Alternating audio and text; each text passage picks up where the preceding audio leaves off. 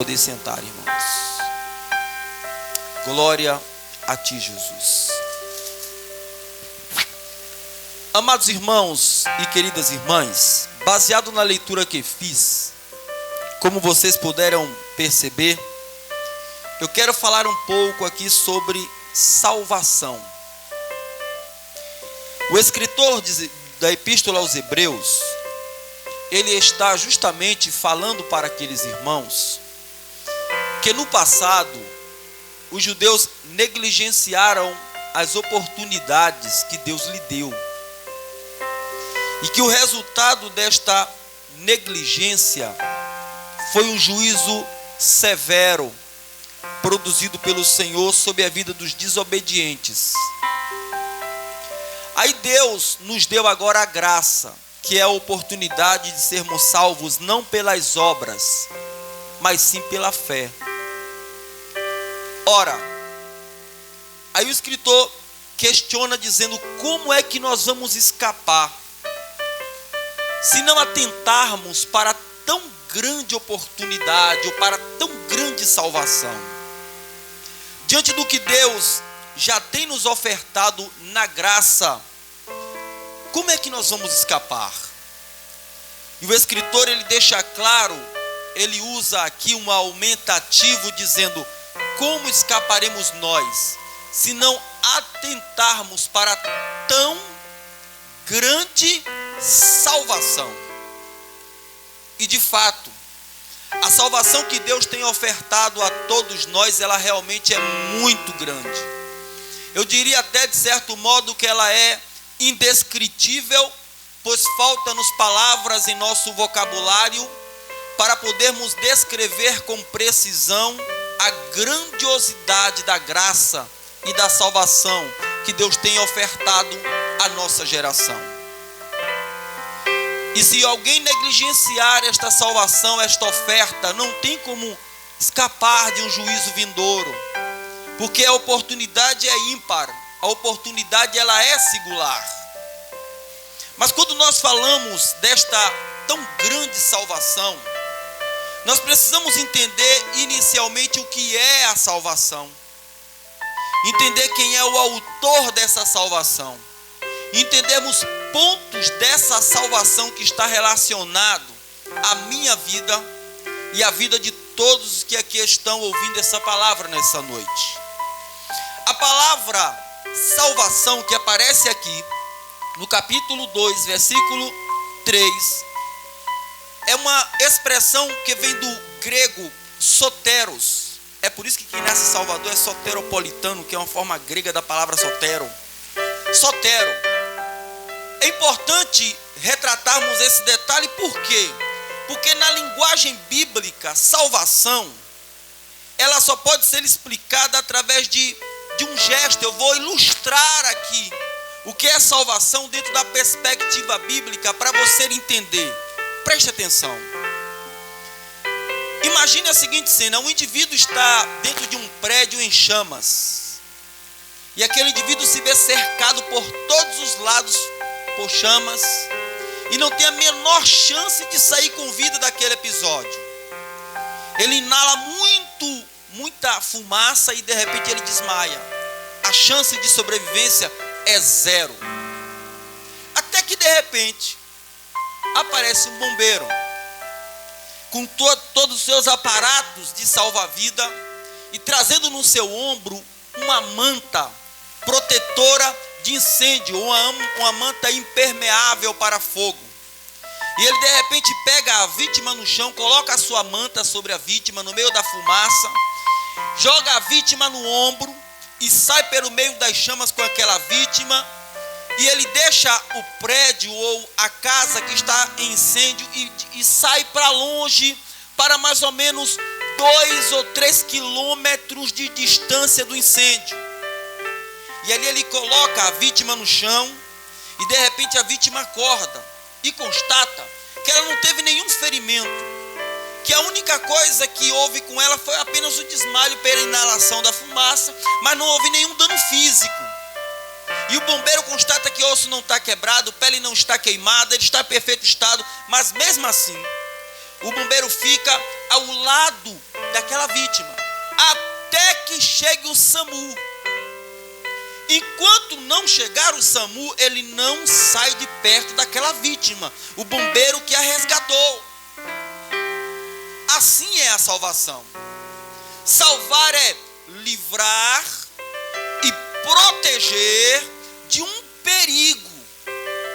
Ou seja, nós que aceitamos a graça de Deus em Cristo, nós fomos livres do perigo, mas apesar de sermos livres, nós não fomos abandonados.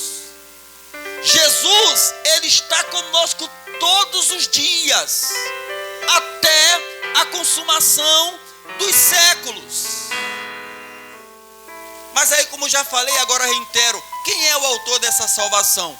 Jesus. Na Santíssima Trindade, o Deus Todo-Poderoso manifesta-se em 3 pessoas. Na primeira delas, ele arquiteta tudo que você vê aqui, é um ato de arquitetura do Deus Pai.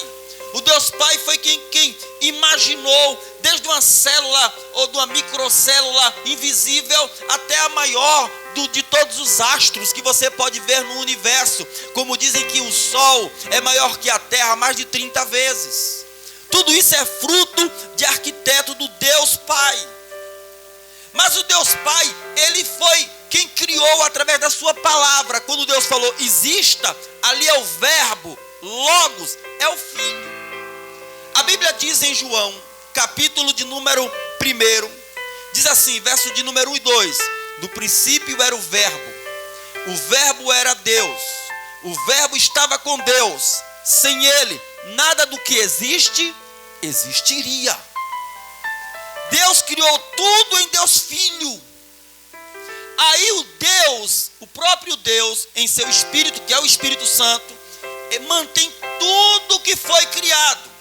Perceba, Deus Pai arquiteta, e ele cria no Filho, e através da criação no Filho, ele mantém tudo pelo Espírito. Tudo que existe e se mantém por causa da presença do Espírito de Deus, que é o Espírito Santo. Quando se trata do plano da salvação, não é diferente. No capítulo de número 3, que uma dos nossos irmãos ou irmã leu aqui, João 13,16 diz, porque Deus amou o mundo de tal maneira que deu o seu Filho. Que o Filho que é o executor dos projetos do Pai, que deu o seu Filho unigênito. Jesus veio e mostrou para a humanidade o amor de Deus, mas Jesus voltou para o céu. E quem é que ficou mantendo tudo aqui embaixo? O Espírito Santo. É Ele que mantém tudo aqui embaixo. Ele desceu no dia de Pentecostes e está conosco, trazendo para nós a presença do Pai e a presença do Filho para dentro do nosso coração. Então o autor da nossa salvação é Jesus. Ele foi ao Calvário e pagou um alto preço pela minha vida e pela sua vida. Na ilustração que eu contei como introdução da mensagem, ele é o bombeiro e nós somos a vítima. As chamas que nos cercavam era o pecado, era a destruição da nossa alma. Ele simplesmente entrou no meio do pecado que foi aqui na terra e nos tirou de dentro do pecado, nos colocou em um lugar a salvo e disse para mim e para você, eis que estou convosco todos os dias até a consumação dos séculos. Ele disse mais, onde estiverem 2 ou 3 reunidos em meu nome, ali eu estarei no meio. Quantos estão reunidos em nome de Jesus aqui? Levante a mão e dê um glória. Glória a Deus. Então ele está aqui. Ele está entre nós. O autor da nossa salvação, ele está aqui entre nós. Mas Jesus, ele é o nosso salvador. Certo. Ele nos salvou certo. Mas ele nos salvou de quê? Eu gosto muito dessa parte. Ele nos salvou de quê? A primeira coisa que Jesus nos salvou foi da corrupção do nosso gênero humano. Eu sempre falo isso, da corrupção do gênero humano. Quando Deus criou Adão, meus irmãos, Deus criou Adão perfeito. Gênesis, capítulo de número 1, versículos de 26, 27 e 28. no capítulo de número 2 do livro do Gênesis, vai nos dizer como Deus fez Adão do pó da terra. No capítulo de número 3 de Gênesis, Deus vai dizer que colocou todas as árvores do jardim à disposição de Adão e Eva, e diz para ele: todas as árvores vocês podem comer, diz para Adão, você pode comer, menos da do conhecimento do bem e do mal, que no dia que dela comer, certamente morrereis. Ou seja, no dia que Adão e Eva comer aquele fruto, eles estariam teimando contra Deus, e a teimosia é o pecado. O que é pecado, pastor? Pecado é dizer sim para o que Deus diz não. É dizer não para o que Deus diz sim. É ser teimoso. Isso é pecado. Deus disse não, e Adão e Eva disse o quê? Sim. Comeram e pecaram. E quando eles pecaram, a natureza humana, não é palavrão que eu vou falar aqui não, tá? É a ausência de graça. A natureza humana entrou em desgraça total. E isso veio avassalando toda a raça humana, dentro de um processo degenerativo, moral, espiritual e físico. O ser humano vem se degenerando. E quando nós falamos da perspectiva espiritual, por exemplo, o ser humano, quando ele pecou, o que é que ele fez desde o seu pecado até a vinda de Cristo? Só se afastar de Deus. Ele veio se afastando. E Deus falou lá no profeta Isaías: o seu pecado faz separação entre vós e o vosso Deus, diz o Senhor. Então o ser humano só prestava para pecar, então ele veio se afastando, degenerando a sua natureza espiritual. E não apenas isso, a sua natureza física também. Antes de falar da natureza física, sua natureza moral também. Quando nós falamos da natureza moral do ser humano, nós estamos falando do princípio de ética, de diferenciar o que é certo do que é errado. O ser humano tornou-se tão degenerativo que ele passou a chamar o certo de errado e o errado de certo. Passou a perder a noção da mão direita para a mão esquerda. E nós vimos que o processo degenerativo é tão grande que em Gênesis, capítulo de número 6, Deus falou: eia, desçamos e vejamos o que os homens têm feito. E a Bíblia diz que quando Deus chegou aqui, Deus viu que todo pensamento e toda imaginação do homem era mal. A maldade do homem, diz o livro do Gênesis, que se multiplicava. Sabe o que é multiplicar? 7 vezes 3, 21, 21 vezes 21, era assim, se multiplicava. Então o homem foi se degenerando moralmente, e nós podemos ver que essa degeneração moral atinge até os dias de hoje. Quando nós olhamos, por exemplo, para a sociedade odierna, nós vemos, por exemplo, que aquilo que é mal hoje é moda, que aquilo que é bom é careta. Um homem respeitar sua mulher, a mulher respeitar seu marido é careta aí fora. Uma moça se guardar para o casamento é careta aí fora. Um homem achar alguma coisa de alguém e devolver é careta aí fora.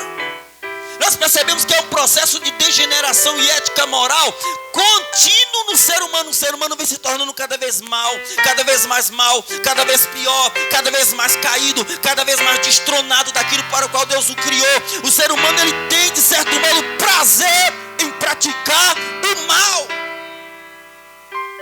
E vem também a degeneração física, porque quando Deus criou Adão no Éden, o homem não ia envelhecer, o homem não ia adoecer, o homem não ia morrer.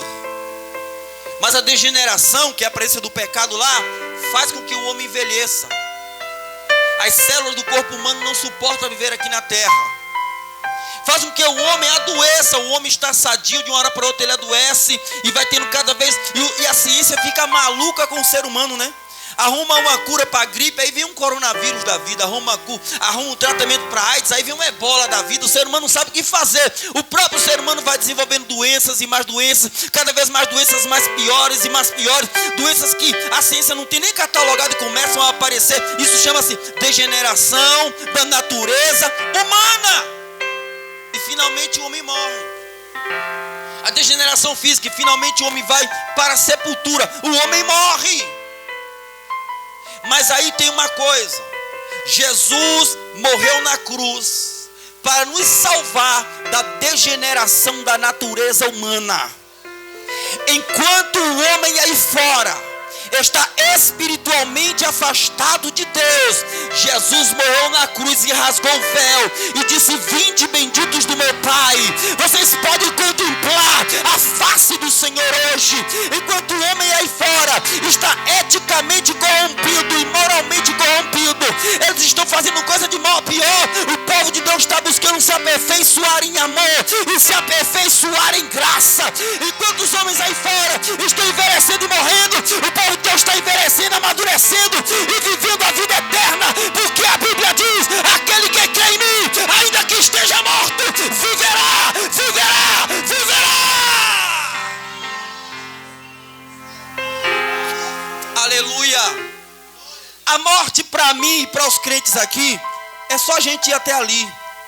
A morte só vai levar a gente para casa e para lugar nenhum mais. O crente não quer morrer pelo seu compromisso com a sua família aqui na terra. E é óbvio que na medida do possível nós temos que gozar da vida aqui na terra. Mas se morrer, morrer é Cristo. O crente em Jesus, ele sabe perfeitamente que ele está salvo. Essa natureza que a Bíblia fala, o apóstolo Paulo escreve isso, chama isso aqui de tabernáculo. Quando esse tabernáculo se desfizer, Deus tem um outro tabernáculo glorioso nos esperando. Esta matéria degenerativa é chamado de corpo corruptível, mas nós teremos um corpo incorruptível. E quando esse corpo incorruptível que se revestir do corpo da incorruptibilidade, aí eu vou bater no peito, você vai bater no peito e vamos dizer: tragada foi a morte pela vida, tragada foi a morte pela vida. Jesus nos salvou da degeneração do gênero humano. Alguém pode olhar para os crentes em Jesus e pensar que a nossa vida não tem graça. Alguém pode olhar para os crentes em Jesus e pensar que nós estamos perdendo de curtir as coisas desta vida, mas estão completamente enganados. Nós abrimos mão de esterco, nós abrimos mão de bobagem, nós abrimos mão de tolices para abraçar a glória de Deus, para abraçar algo bem maior. Aquilo que o olho não viu, aquilo que o ouvido não viu, é o que Deus tem preparado para aqueles que o amam.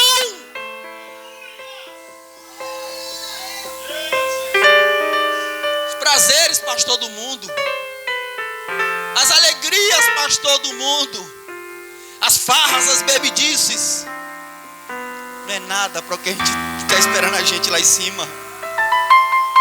Nós não perdemos nada, irmãos. Nós fomos salvos por Jesus Cristo para algo bem maior. O que está nos aguardando do outro lado é bem maior. Vale a pena. Você vai olhar naquele dia e vai dizer: valeu a pena. Eu não posso comparar nada lá embaixo com o que eu estou vendo lá em cima. Não pode comparar mesmo.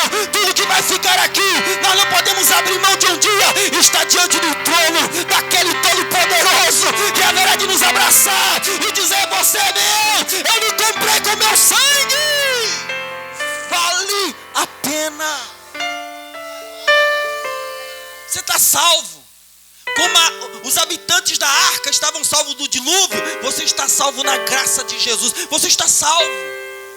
Jovem, moça, rapaz, você que está aqui, o mundo te tenta de todo jeito aí fora, irmão. Tudo isso é esterco, tudo isso é estrume, é lixo, é dejeto. O que Deus tem para ti é pedra preciosa, é joia rara, é rubi, é coisas que o homem aqui embaixo não consegue imaginar. O que Deus tem para ti valeu a pena quando você olhar para trás e dizer assim: tudo aquilo que eu perdi não foi nada para ganhar Cristo. Para ganhar Cristo não foi nada. Então não desanima. Você está salvo. Você está salva. Você é um premiado, eu fui um premiado. Nós somos sortudos, porque Deus nos escolheu. Então não desanima. Jesus nos salvou da corrupção do nosso próprio gênero. Eu estou salvo.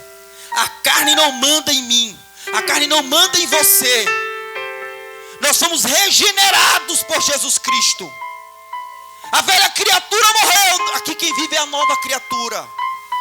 A Bíblia diz no capítulo 5 de 2 aos Coríntios, versículo 17: agora, pois, quem está em Cristo, nova criatura é. As coisas velhas se passaram, e eis que tudo se fez novo. Nós somos novas criaturas hoje. O diabo vem tentar nos fazer pecar, mas nós olhamos e dissemos: a minha natureza já morreu, você não tem poder nenhum sobre mim. Eu não vivo mais na carne, eu vivo no Espírito. Não vivo mais eu, a vida que eu vivo agora, eu vivo pela fé no Filho de Deus. Você foi salvo da sua própria natureza. Deixa eu te dizer uma coisa, para pular para o outro item. Dizer uma coisa: ninguém podia te salvar da corrupção do teu gênero. Ninguém podia me salvar da corrupção do meu gênero. Ninguém, pastor e pastor, ninguém. Só Jesus poderia me salvar de mim mesmo. Se Jesus não tivesse morrido na cruz, pense num pecador inveterado chamado Péricles. Pense, hein, Raimundo? Pense num Péricles sem Jesus, endemoniado, cheio de capeta, infeliz. Mas ele vive, posso crer no amanhã. Eu venci, você venceu. Em todas estas coisas nós somos mais que vencedores. Pode ranger os dentes do inferno, Satanás. Você perdeu. Nós pertencemos a Jesus. Fomos salvos da corrupção da nossa natureza, que ninguém podia. Psicólogo, terapeuta, ninguém podia, só Jesus. Eu poderia falar mais coisas aqui, mas vou respeitar o horário. Segundo, Jesus morreu na cruz para nos salvar, e nós somos salvos da corrupção do gênero, e em segundo lugar também das influências de Satanás. Irmãos, quando o homem pecou na cruz do Calvário, quando o homem pecou no Gênesis, ele abriu legalidade para que Satanás pudesse atuar na vida dele aqui na terra. Abriu legalidade. E aí Satanás passou o quê? A reinar nesse mundo e a tomar corpo de pessoas aqui, dentro de um processo chamado de possessão maligna. Então o diabo passou a influenciar este mundo. Aí o pastor até citou aqui o capítulo 5, versículo 19 de 1 João, diz assim: o mundo jaz no maligno. A palavra mundo ali, cosmos, ordem das coisas, ou ordem dos homens sem Deus, o pensamento que predomina na sociedade que não tem Deus, cosmos, é isso? A palavra jaz ali, quando você vai no cemitério, você vai prestar atenção que está lá nos jazigos, ou nas sepulturas das pessoas. Aqui jaz os restos mortais de fulano. Está lá.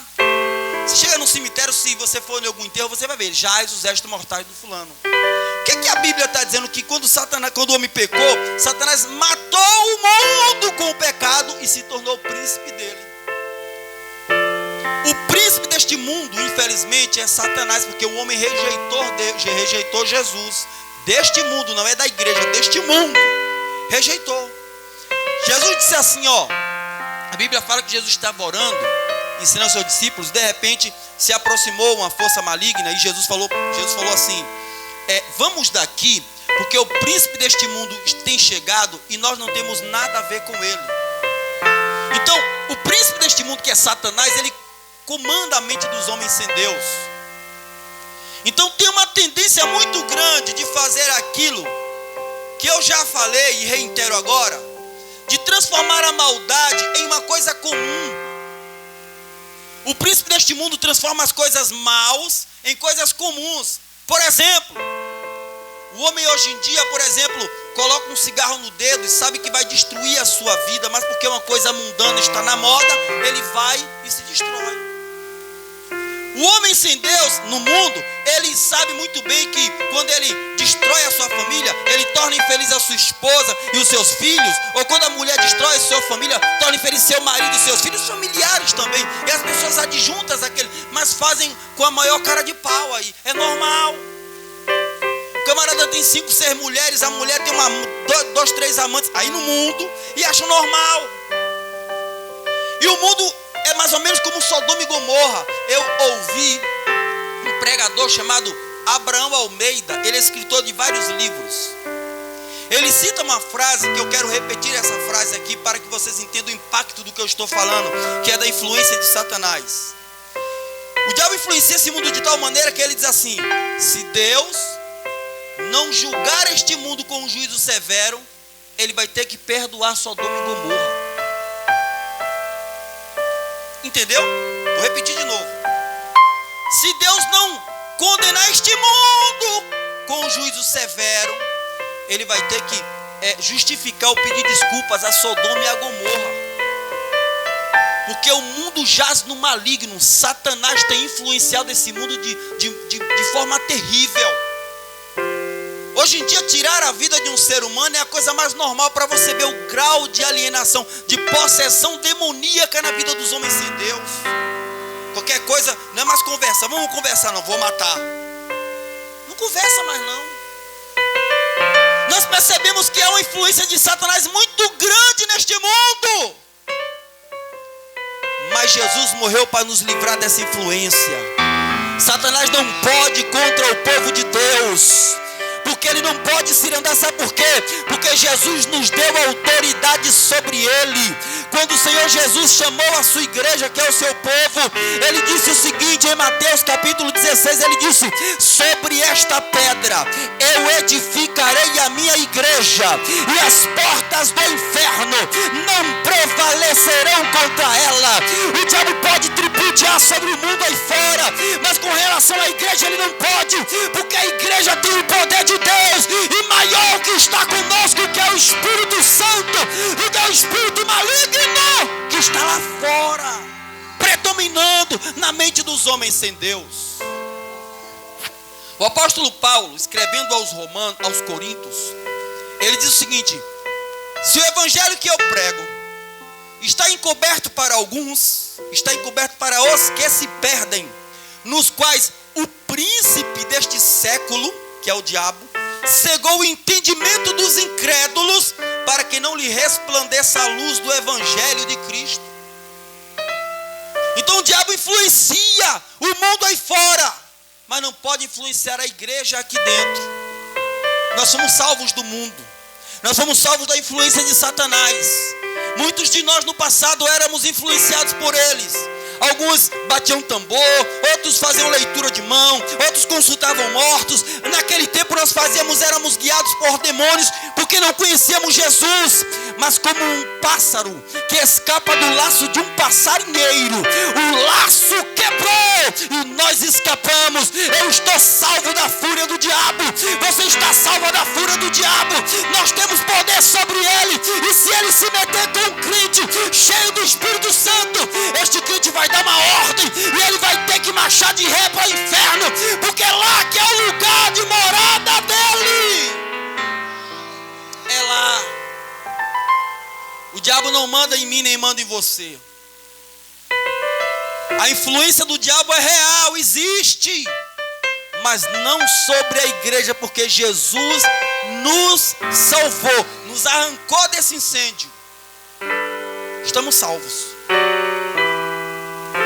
Em último lugar, como escaparemos nós se não atentarmos para tão grande salvação? Veja que coisa boa. Jesus nos salvou da degeneração da nossa própria natureza pecaminosa, nos salvou da influência de Satanás e, por último, da fúria vindoura de Deus. Da fúria vindoura de Deus. Irmãos, Deus é santo. A Bíblia diz que anjos voam diante de Deus. Estava falando isso aqui até na sexta-feira com os irmãos. Anjos voam na presença de Deus, e com 6 asas, eles têm 6 asas. 2 cobrem os pés, 2 voam e 2 cobrem o rosto.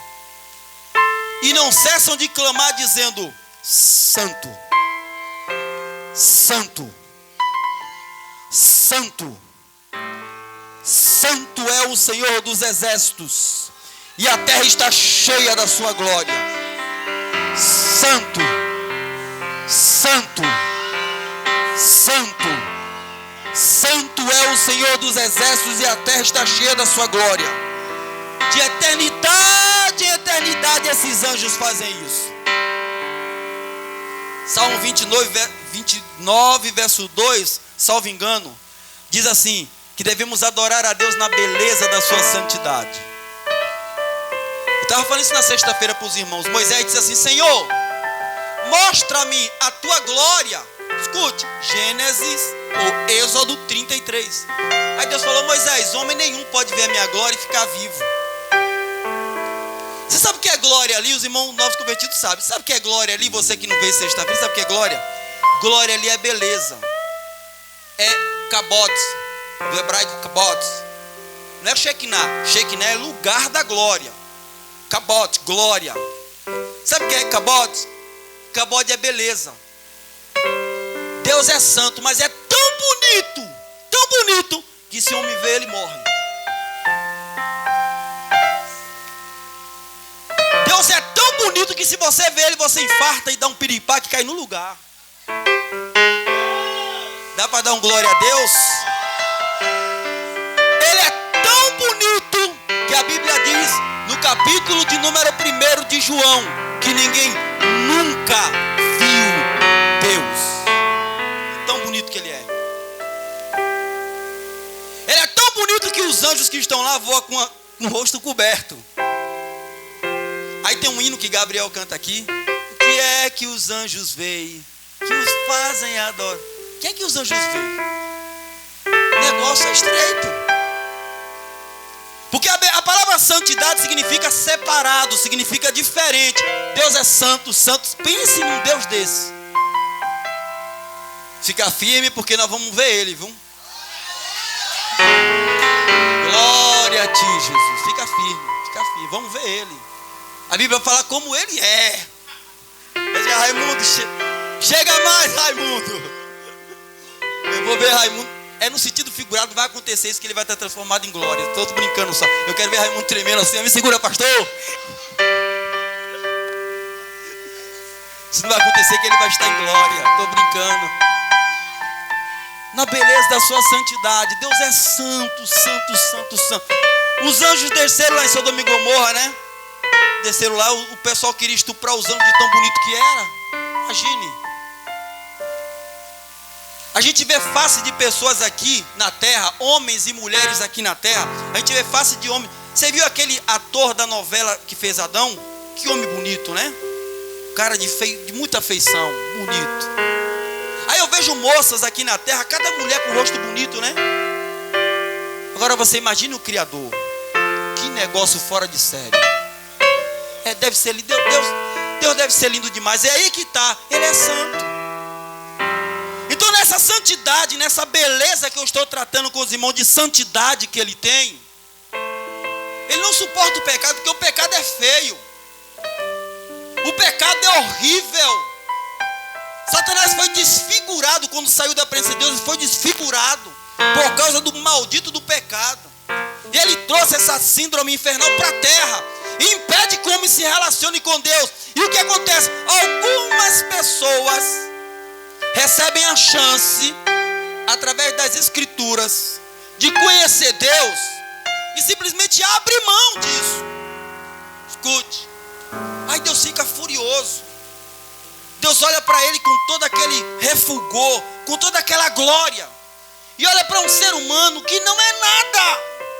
Deus é de eternidade em eternidade. O ser humano mais vivente dessa terra vai ver 120 anos. Deus olha assim: o que é que esse cabra se acha para me rejeitar?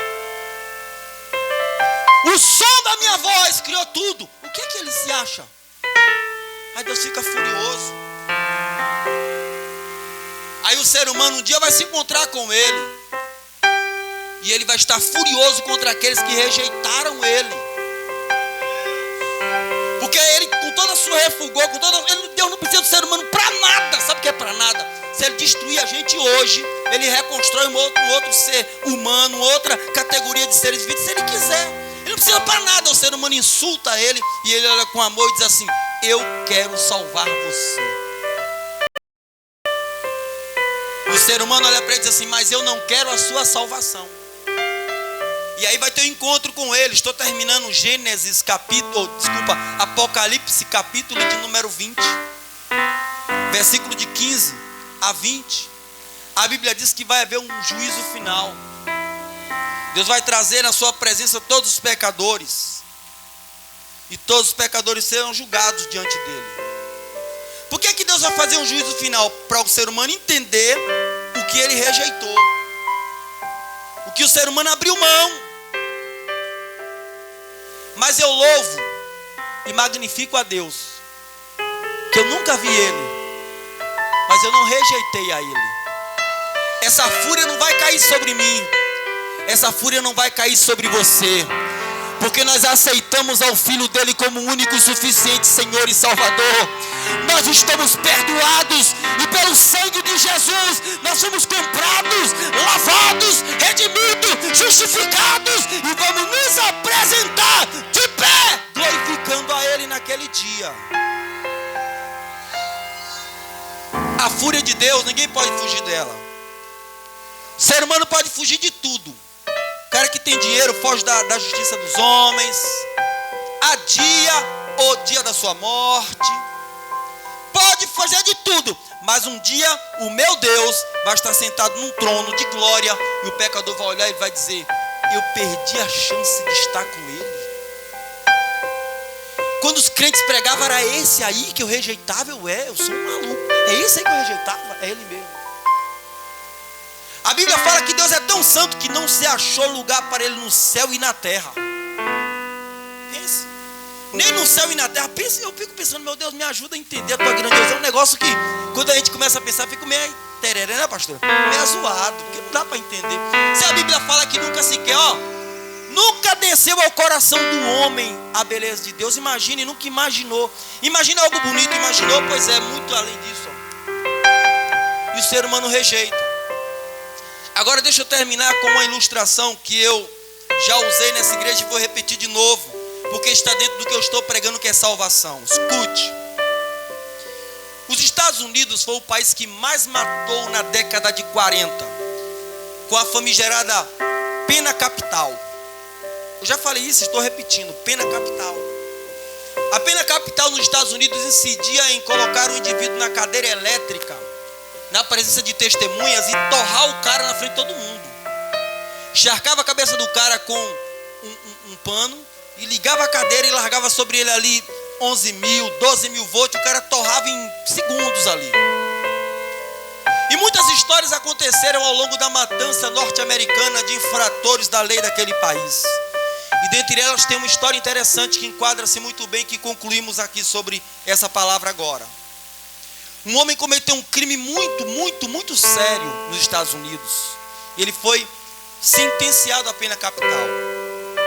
Da sentença do juiz à sua execução levariam 3 anos. E nesse interim as pessoas lutavam para tentar libertá-lo da pena capital. Só o presidente da República dos Estados Unidos e o governador do estado poderiam perdoar aquele camarada e soltá-lo, não deixar morrer. O presidente dos Estados Unidos na época falou assim: eu não quero nem saber do problema desse cara, de depender de mim ele vai torrar. Mas aí chegou o governador, o pedido das pessoas, e o governador falou: tá bom, eu vou fazer uma coisa com ele. Eu vou fazer o seguinte: eu vou me disfarçar de padre, vou pegar o salvo-conduto dele e colocar dentro de uma Bíblia, e vou visitá-lo na prisão. E se ele ficar com a Bíblia e aceitar a palavra de Deus, ele vai estar perdoado, vai sair dali e não vai morrer. E o padre foi lá, o governador disfarçado de padre, disse para ele: olha, eu vim falar de Jesus para você. Ele disse: eu não quero ouvir falar de Jesus, eu vou ser morto, torrado daqui a algumas semanas se você me falar de Deus. Eu não quero ouvir falar de Deus. Mas rapaz, deixa eu conversar um pouco com você, eu não quero falar de Deus. O cara falou: tu faz o seguinte, fica com a Bíblia, que dentro dela está a sua salvação, que era a salvo-conduta dele. Está a sua salvação, fica pelo menos com a Bíblia. Eu não quero nada, vai embora daqui. Ele insistiu e o cara não quis. Ele pegou a Bíblia com a carta de perdão dele dentro, botou debaixo do braço, olhou para o carcereiro e foi embora. O carcereiro perdeu a cabeça. Entrou na cela e falou com ele: maluco, esse homem que saiu daqui disfarçado de padre era o governador. Ele tinha dentro da Bíblia a salvo-conduta para você não ir para a cadeira elétrica, maluco. E você rejeitou. Aí ele: perdi a chance de viver. Ficou desesperado. Passadas as semanas, chegou finalmente o dia da execução dele. E quando ele estava para ser executado, tinha uma multidão para assistir a execução dele. E ele pediu para dar uma palavra para aquela multidão. Escute. Ele disse o seguinte: eu realmente cometi um crime e fui sentenciado à pena de morte que será executada hoje perante vocês. Mas eu quero dizer a vocês que eu não estou sendo condenado pelo crime que eu cometi. Eu estou sendo condenado pelo perdão que eu rejeitei. Se fosse por causa de pecado, preste atenção aqui. Se fosse por causa de pecado, o primeiro que deveria morrer aqui era eu. Quem deveria morrer por causa dos seus pecados aqui? Quem deveria? Pode baixar a mão. Mas eu aceitei o perdão. Nós aceitamos o perdão. Esse Deus grandão olhou para nós e falou assim: você quer ser perdoado, Péricles? Eu falei: quero sim, Senhor. Quer ser perdoado, Raimundo? Claro que eu quero. Jaciara quer ser perdoada? Quero sim. Ainda vou fazer você virar pastora, viu? Quer ser perdoado, Caio? O Caio falou: claro, Jesus, que eu quero. Olhe para mim, eu sou pecador. Agora o meu pecado não me condena porque eu aceitei o perdão. Nessa noite eu convido você que não é crente, se você quer o perdão de Deus, venha. O apelo é para aqueles que querem o perdão. Você nessa noite pode aceitar ou rejeitar. Venha, meu lindo, você quer o perdão, venha, traga ele.